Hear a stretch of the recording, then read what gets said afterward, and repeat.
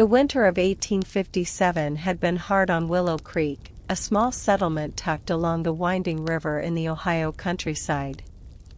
Snow lay thick on the fields, and the wind rattled the clapboard houses like it was trying to get in. Inside the Harper place, a sturdy two-story farmhouse with a wide front porch, Elias Harper lay on the big four-poster bed in the upstairs room he had shared with his wife Martha for 32 years. The room smelled of wood smoke from the low fire in the grate, mixed with the faint, sharp scent of camphor that Martha had used to ease his breathing these last weeks. Consumption had taken hold slow at first, then fast, the way it always did in these parts. Elias had been a blacksmith, broad-shouldered and steady, the kind of man who could shoe a horse in the dark and still crack a joke about the weather. Now he was thin as a rail fence, his breath coming in shallow rasps that filled the quiet house. Around the bed stood the family, Martha, gray-haired but straight-backed, holding his hand, their eldest daughter Clara, 24 and already widowed herself, clutching a damp cloth, young Thomas, 16, standing rigid by the window as if he could will the moment away, and little Grace, only 9, pressed against her mother's skirts, eyes wide and unblinking. A neighbor, Widow Jenkins, had come earlier with a pot of broth and stayed to help. Elias opened his eyes one last time. They were clouded but still sharp enough to find Martha's face. "It's all right," he whispered, voice barely above the crackle of the fire. "The forge is banked, it'll hold till spring." Then his chest rose once more, fell, and did not rise again.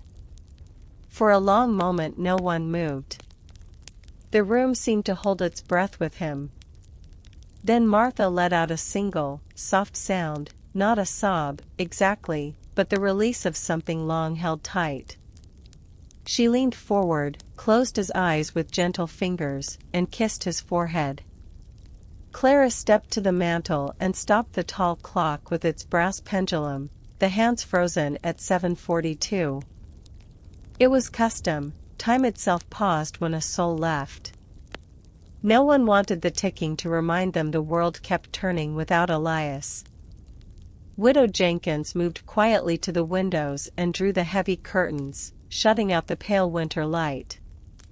Then she took the old wool blanket from the foot of the bed and draped it over the tall mirror above the dresser.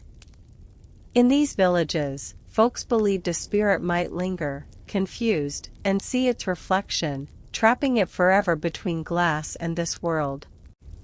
Better to cover the mirrors, stop the clocks, and let the dead find their way without mirrors to fool them. Word spread fast in Willow Creek.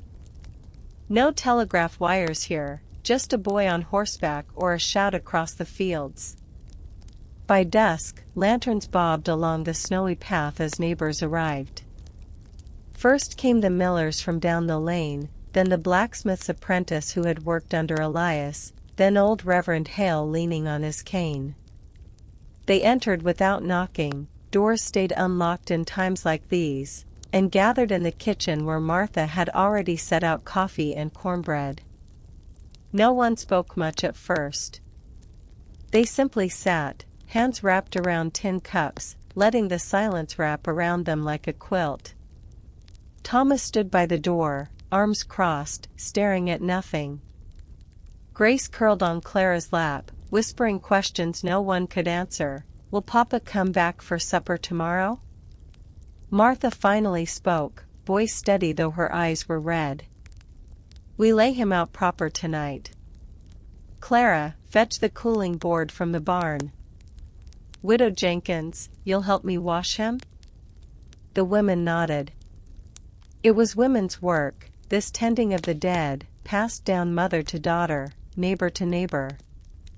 The men would handle the coffin tomorrow, the grave the day after. But tonight belonged to the body and the vigil. They carried the board upstairs, a long plank Elias himself had planed years ago for just such purposes, and set it across 2 chairs in the parlor downstairs, the best room saved for births, weddings, and deaths. Carefully, they moved Elias down the narrow stairs, wrapped in a clean sheet. Martha insisted on doing most of it herself, though her hands shook. She washed his face and hands with warm water and soda, then a cloth dipped in vinegar to keep the skin from darkening too quick. They combed his hair, tied a strip of cloth under his chin to hold the jaw closed, and dressed him in his best black wool suit, the one he wore to church and to Clara's wedding. They laid him out straight, hands folded over his chest, a Bible tucked beneath them. A small bowl of salt sat at his feet, some old habit from across the water, meant to ward off evil. Candles flickered at the head and foot, their light soft on his peaceful face. As night deepened, the parlor filled. Neighbors came and went, bringing pies, jars of preserves, pots of stew. Food was comfort, a way to say without words, "We are here. You are not alone."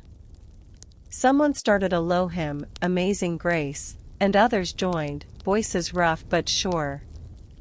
Stories followed, how Elias once fixed the church bell at midnight so it would ring for Sunday, how he taught half the boys in town to hammer iron straight, how he never turned away a traveler needing a meal.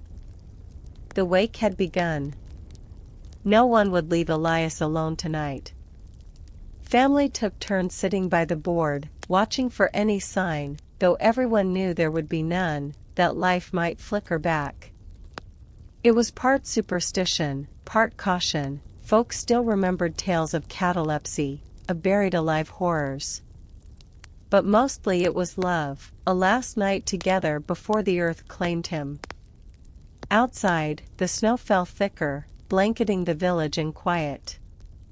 Inside, the candles burned low, and the stories went on until dawn crept gray through the cracks in the curtains.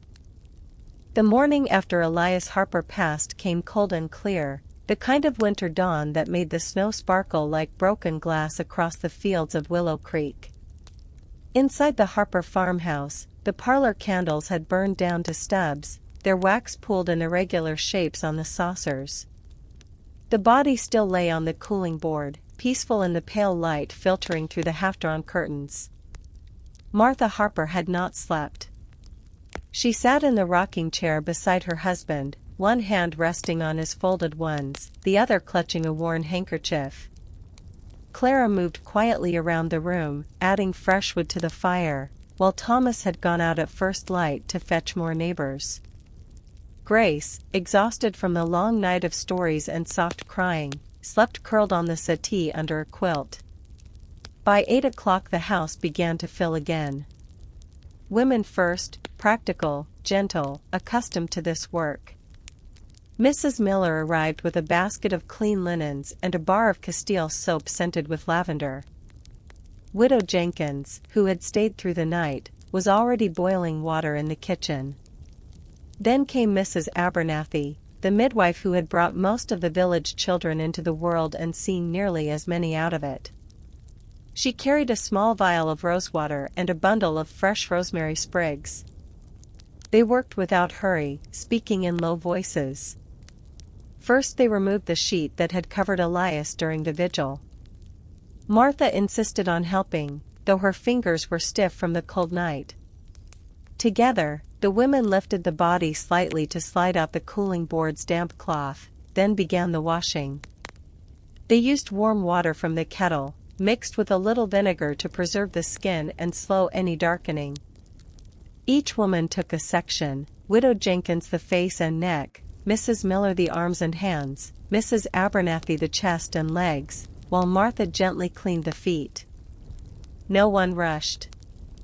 This was the last kindness they could offer, the final tending before the earth took over. They spoke of small things as they worked, how soft his hands still felt, how the calluses from the forge had never quite gone away, how he always smelled faintly of coal smoke even after Sunday baths. When the washing was done, they dried him with soft towels and dusted him lightly with cornstarch to keep the skin from shining too much under candlelight. Then came the dressing. Elias's best suit had been brushed and aired the night before. They eased him into the black wool trousers, the crisp white shirt with its starched collar, the vest Martha had mended only last month. Clara tied the black cravat with careful knots, the way her father had taught her when she was small and playing dress-up with his Sunday clothes. They arranged him again on the board, this time with more ceremony. A clean white shroud sheet was draped over the lower half of his body, tucked neatly. At his head they placed a small spray of evergreen, pine and cedar, from the yard, tied with black ribbon. Widow Jenkins pinned a sprig of rosemary to his lapel, for remembrance, she said quietly. The parlor had been transformed overnight. The furniture pushed back against the walls, the rug rolled up and stored in the attic to keep it from soot and footprints. Extra chairs borrowed from neighbors lined the room. The cooling board now stood in the center like an altar, with candles renewed at head and foot. A small table nearby held the family Bible, open to Psalm 23, and a vase with dried flowers from last summer's garden. As the women finished their work, the men began to arrive. First old Mr. Caldwell, the carpenter, carrying his toolbox. He had known Elias since boyhood and had already started the coffin the evening before in his own barn. Now he measured one last time, 6 feet 2 inches, broad shoulders, and nodded to himself. "Pine, plain smooth," he said. "No knots if I can help it." Elias deserved better than rough boards. Thomas and 2 other young men went with Mr. Caldwell to help finish the coffin. They worked in the barn, the rhythmic sound of saw and plane carrying across the snowy yard. Inside the house, more women came bearing food, apple pies still warm from the oven, loaves of rye bread, jars of pickled beets, pots of bean soup thick with ham. The kitchen table groaned under the weight of it all. In Willow Creek, death was met with full larders and open hands. By noon the parlor was ready. The women lit fresh candles and arranged the room for the wake to continue through the day and into the next night. Neighbors drifted in and out, staying an hour or two to sit with the family. Some brought small tokens, a pressed flower, a poem copied in careful handwriting, a photograph from a tintype session 2 summers back. Reverend Hale arrived in the afternoon, his black coat dusted with snow. He prayed over Elias, voice low and steady, asking for mercy on the departed and strength for those left behind. Then he sat with Martha, holding her hand, speaking of the life Elias had lived, the church he helped build board by board, the children he taught to read by firelight when the schoolmaster was away, the way he never let a traveler leave hungry. Grace, waking from her nap, came to stand by the cooling board. She reached out a small hand and touched her father's cheek. "He's cold," she whispered. Clara knelt beside her. "He's not hurting anymore, sweetheart. He's resting now." The afternoon wore on. The house smelled of pine, candle wax, lavender soap, and the warm food in the kitchen. People spoke in murmurs, shared memories, wept quietly or not at all, each in their own way. No one hurried the dead along. The body would stay in the parlor until the funeral, tomorrow or the day after, depending on when the ground thawed enough to dig. As dusk fell again, lanterns were lit. The vigil continued. Someone started another hymn, softer this time, nearer, my God, to thee. Voices joined, tentative at first, then stronger. Outside, the wind picked up, rattling the windows, but inside the parlor the light held steady, and the watch went on. Elias Harper was not alone. He never would be, not in Willow Creek, not while breath remained in the people who had known and loved him. The second morning after Elias Harper's passing dawned brittle and bright, the kind of cold that made breath hang in the air like smoke. In Willow Creek, the village had already begun its quiet mobilization. No one needed to be told what to do, death was a familiar visitor here, and every household knew its role. In the Harper barn, the sharp scent of fresh sawn pine filled the space. Old Mr. Caldwell, the carpenter, worked alongside Thomas and two other young men, Jacob Miller and young Sam Tate, who had volunteered at first light. The coffin was taking shape on sawhorses, 6-foot planks of clear white pine, planed smooth on all sides, joined with dovetail corners and brass screws Caldwell had saved from his last big job. No fancy carving, no velvet lining, those belonged to city folk or the well-to-do, but the wood was sound, the joints tight, the whole thing sturdy enough to carry a good man to his rest. Thomas hammered steadily, each strike measured. He had helped his father build wagons and gates, now he built the last thing Elias would ride in. His hands were red from the cold, knuckles scraped from the rough boards, but he didn't stop. Jacob passed him nails, saying little. Sam kept the fire going in the small forge Elias had kept in the barn corner, heating the iron bands that would reinforce the lid. The rhythmic clank of hammer on anvil echoed across the yard, a sound that had once meant life and work, now turned to farewell. Inside the house, Martha moved through the kitchen like someone half asleep. Women had taken over most of the chores, washing dishes, sweeping floors, tending the fire.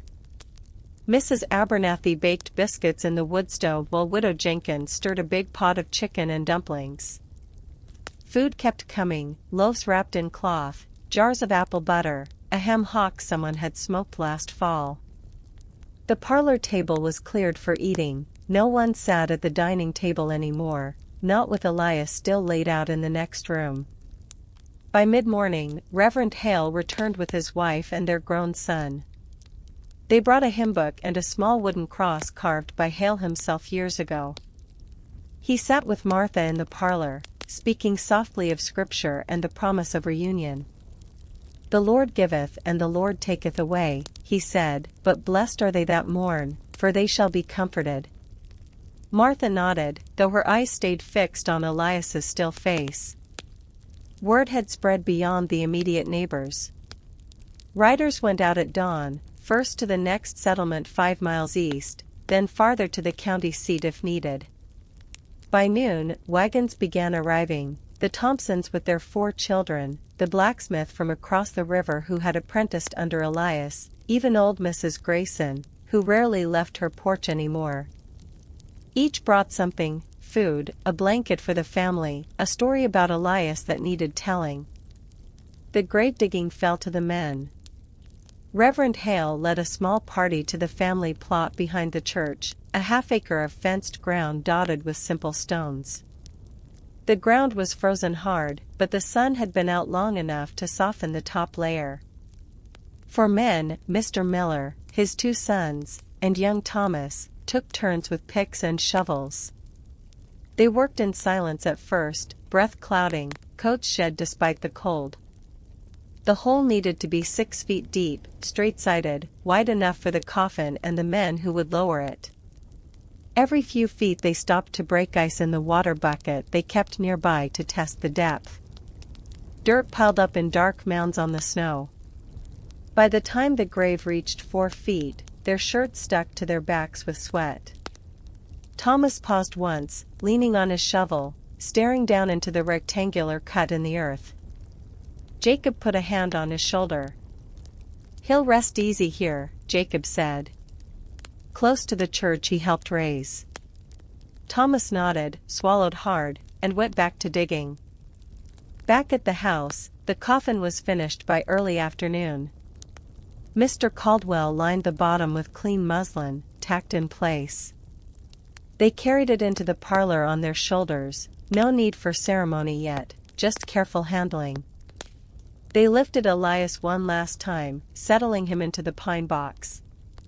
Martha tucked a small bundle beside him, a lock of Grace's hair tied with ribbon, a worn pocketknife he'd carried since he was 20, the wedding ring she had slipped off her own finger the night he died. "So he'll know me when we meet again," she whispered.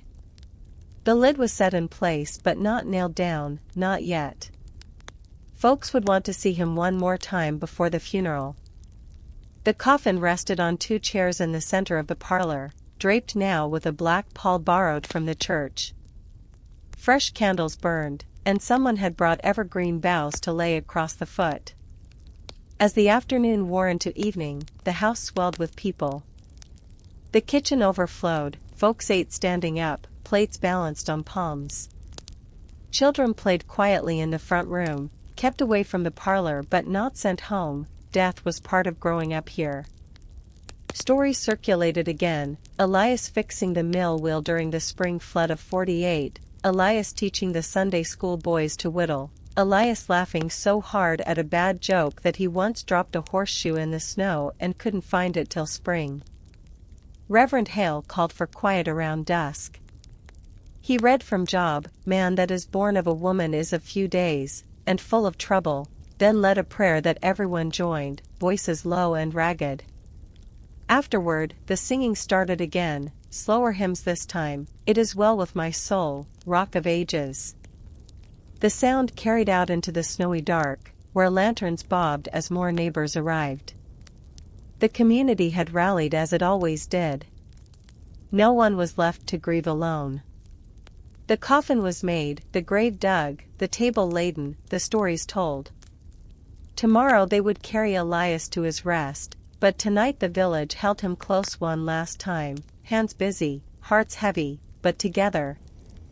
The morning of Elias Harper's burial broke clear and bitterly cold, the kind of February day in 1857 when the sky looked washed clean and every sound carried sharp across the frozen fields of Willow Creek. By 9 o'clock the farmhouse yard was full of wagons, horses stamping steam into the air, and people bundled in heavy coats and black scarves. No one wore bright colors, even the children had black ribbons tied to their sleeves or small scraps of crepe pinned to their collars. Inside the parlor, the pine coffin rested on two straight chairs, the lid now nailed shut after one last viewing at dawn. Martha had been the last to look. She stood alone for several minutes, touching the smooth wood where Elias's head lay, whispering something no one else heard. Then she stepped back, straightened her shoulders, and nodded to Reverend Hale. The service began in the parlor itself, no grand church with organ and pews, just the front room of the house where Elias had lived, laughed, and now rested. Chairs had been arranged in rows, borrowed from every neighbor within a mile. The room was crowded, family in the front, then close neighbors, then friends and acquaintances standing along the walls. The air smelled of pine resin, candle smoke, and the faint lavender from the soap used to wash him days before. Reverend Hale stood at the head of the coffin, open Bible in hand. His voice carried steady and low, the way it always did at these moments. He read from the 23rd Psalm first, "The Lord is my shepherd, I shall not want," then from John, "The promise of many mansions prepared." He spoke no long eulogy, that wasn't the way here. Instead he told simple truths. Elias had been a good husband, a faithful father, a man who worked with his hands and his heart. He had fixed what was broken, fed who was hungry, and never turned from a neighbor in need. "We do not mourn as those who have no hope," Hale said, "for we know where he has gone." Then came the hymns. No choir, just voices rising together. "How firm a foundation, abide with me, it is well with my soul." Clara started the first line, thin but clear, others joined, some strong, some breaking. Grace clung to her mother's skirt and tried to hum along, though she didn't know all the words. Thomas stood rigid beside the coffin, hands clenched at his sides, staring at the floorboards. When the last note faded, Reverend Hale offered a closing prayer. Everyone bowed their heads. "Into thy hands we commend our brother Elias," he said. "Grant him rest eternal, and let light perpetual shine upon him." A soft amen rippled through the room. The pallbearers stepped forward, 6 men who had known Elias longest, Mr. Caldwell the carpenter, Mr. Miller, Jacob Miller's father, the blacksmith from across the river, old Mr. Thompson, and Thomas himself. They lifted the coffin carefully, balancing it on their shoulders. The weight was solid, real. They carried it out the front door, down the wide porch steps, and into the yard where the procession waited. A simple farm wagon had been prepared, no hearse, no black plumes. The wagon bed was lined with evergreen boughs, and a black cloth draped over the sides. They eased the coffin onto it, securing it with ropes. Martha, Clara, Grace, and Thomas climbed into the lead wagon behind it, driven by Widow Jenkins. Other families followed in their own rigs, single file, lanterns lit even though it was day, old custom, to guide the way. The procession moved slowly down the snowy lane toward the church, a quarter-mile away. Horses walked at a walk, bells muffled, hoofs crunching softly. No one spoke much. The only sounds were the creak of wagon wheels, the occasional snort of a horse, and the low murmur of wind through bare trees. People walking alongside kept pace, heads bowed. Children rode in laps or clung to parents' coats. The whole village seemed to move as one. At the churchyard gate, the procession stopped. The pallbearers lifted the coffin again and carried it through the wrought iron entrance, past rows of weathered stones to the fresh grave. The whole waited, dark against the white snow, dirt piled neatly to one side. A few evergreen branches had been laid around the edges. They lowered the coffin with ropes, slow and careful. When it rested at the bottom, Reverend Hale stepped to the edge. He read the committal, "Forasmuch as it hath pleased Almighty God to take unto himself the soul of our brother departed, we therefore commit his body to the ground, earth to earth, ashes to ashes, dust to dust." His voice never wavered. Each person came forward then. Martha first, she dropped a handful of frozen earth onto the coffin lid. It rattled like small stones. Clara followed, then Thomas, then Grace, who had to be lifted by her brother so she could reach. Neighbors came next, one by one, men removing hats, women touching black veils. Some whispered a word or two, "Rest easy, Elias," before stepping back. When the last handful had fallen, the men took up shovels. They filled the grave steadily, layer by layer, tamping the earth firm. No one hurried. When the mound was raised and rounded, they placed a simple wooden marker at the head, Elias's name and dates carved by Mr. Caldwell the night before. Later a stone would come, but for now this was enough. Reverend Hale spoke the benediction. "The Lord bless thee and keep thee," the crowd answered softly, then began to disperse. Some lingered to speak quietly with the family, others turned toward home, wagons creaking away down the lane. Martha stood longest, one hand on the new mound. Clara wrapped an arm around her. Thomas and Grace waited a few paces back. The wind picked up, carrying snow flurries across the graveyard. Eventually Martha nodded, turned, and walked slowly to the wagon. The procession home was quieter still. No one sang. The day's work was done. Elias Harper was laid to rest among his people, in the ground he had walked and worked all his life. The village had seen him through to the end, as they always did, one last journey together from parlor to graveyard, and now the slow return to life without him. The days after Elias Harper's burial settled over Willow Creek like fresh snow, quiet, heavy, and slow to melt. The funeral procession had ended at dusk on that cold February afternoon in 1857, and by the time the last wagon rolled away from the churchyard, the village felt changed, as though a piece of its heartbeat had been laid under the earth. Martha Harper returned to an empty house that first night. The parlor, stripped of its black pall and cooling board, looked too large.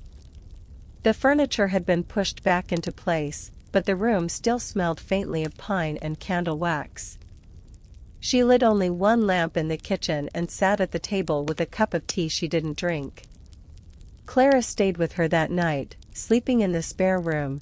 Thomas took the barn loft, claiming he needed to check the horses, though everyone knew he just couldn't face the quiet upstairs. Grace curled beside her mother, small and warm, asking once before sleep, "Will Papa visit us in dreams?" Martha had no answer, only a kiss to the forehead. The next morning, the rituals of mourning began in earnest. Widow Jenkins arrived early with a bundle of black crepe and bombazine cloth she had saved from her own widowhood. Martha accepted them without protest. She spent the day sewing, a black dress for herself, heavy skirts and bodice trimmed with dull jet buttons, a veil of fine black netting to drape over her face when she went out, black mitts for her hands. Clara helped pin and hem, though her own dress from her husband's death 2 years earlier still fit. Thomas wore his father's black wool coat, the sleeves a touch too long, and tied a black armband above the elbow. Even Grace had a small black pinafore and ribbons for her braids. In Willow Creek, mourning followed strict unwritten rules. Widows wore full black for at least a year, sometimes 2 if the marriage had been long and happy. No bright colors, no jewelry except jet or onyx, no social calls beyond necessity. Men wore black armbands or hatbands for 6 months to a year. Children dressed in half-mourning, gray or lavender, after the first months. The village watched, not to judge, but to measure devotion. To appear too soon in color was to invite whispers, to linger too long in black sometimes drew pity. Food still came to the door for weeks. Neighbors left covered dishes on the porch, stew, bread, pies, then knocked softly and left without waiting for thanks. Someone chopped extra wood and stacked it by the back door. The church ladies took turns coming by to sit with Martha, offering company more than conversation. They spoke of small things, the price of wool at the general store, the early lambs coming in March, how the river ice was starting to crack. They never pressed her to talk about Elias unless she wanted to. Martha moved through the days like someone carrying a full pail of water, one careful step at a time. She kept the house running, milking the cow, feeding the chickens, mending clothes by lamplight. But she did it all slower now. At night she sat by the fire with Elias's old pocketknife in her lap, turning it over in her hands.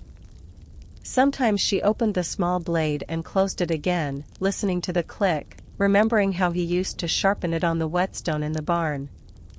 Keepsakes became important. Clara cut a lock of her father's hair from the lock she had saved before the coffin was closed. She braided it with her own and Grace's, then pressed it into a small gold locket Elias had given Martha on their 10th anniversary. Hair jewelry was common, brooches, rings, watch fobs, tangible pieces of the departed to carry close.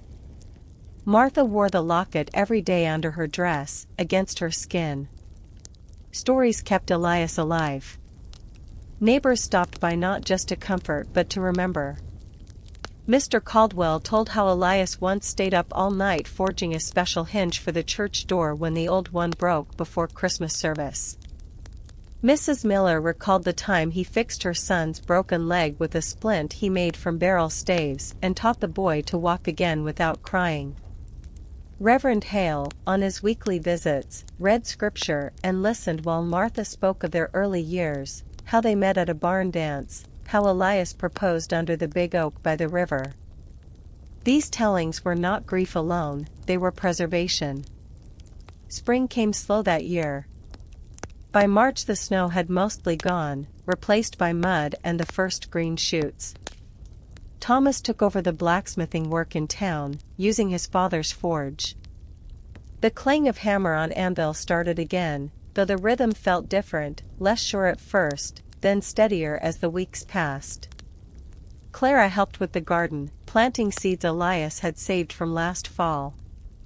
Grace drew pictures of her father, tall, smiling, holding a hammer, and tacked them to the kitchen wall. Martha began to go out more. First to church on Sundays, veiled and silent in the back pew. Then short visits to neighbors, always returning before dark. She never laughed loud or wore color, but one April afternoon she stood in the yard watching Thomas shoe a horse and felt the sun warm on her face. It wasn't joy, exactly, but it was something like permission to keep breathing.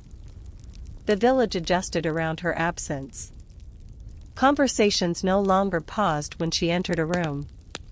Children ran past the Harper place without lowering their voices. Life resumed its patterns, planting, calving, mending fences, though a quiet space remained where Elias had been. Years later, when Martha herself grew old and frail, she would sit on the porch in summer and tell Grace's children about their grandfather. She spoke of his laugh, his steady hands, the way he never let the fire go out. The stories grew polished with telling, but they stayed true. And in Willow Creek, that was how the dead lived on, not in grand monuments, but in the small, daily ways the living remembered and carried forward. On the first anniversary of Elias's death, Martha walked alone to the graveyard. She carried a small bunch of early violets and laid them on the mound, now settled and grassed over. The wooden marker had been replaced by a simple marble stone. Elias Harper, 1820 to 1857, beloved husband and father. She stood a long time, then turned back toward home. The wind was soft that day, carrying the scent of new-turned earth. Life had not stopped. It had only bent around the loss, like a river around a stone, and kept flowing on.